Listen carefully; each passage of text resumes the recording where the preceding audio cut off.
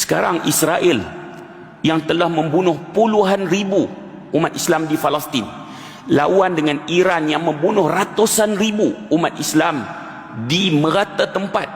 Keduanya lawan.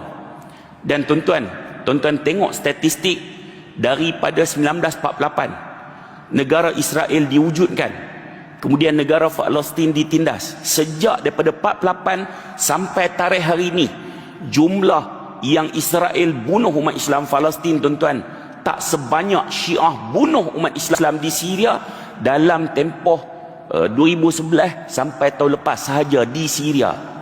Baru di Syria, belum campur Iraq, belum campur Yaman, belum campur di Lebanon, tak campur lagi.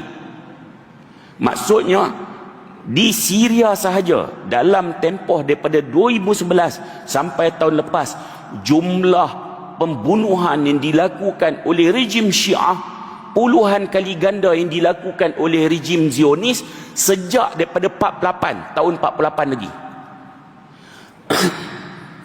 Kemudian orang duk kata, oh ni mudarat lebih. Ukuran kau mudarat yang mana satu? Apa ukuran mudarat di sisi kau?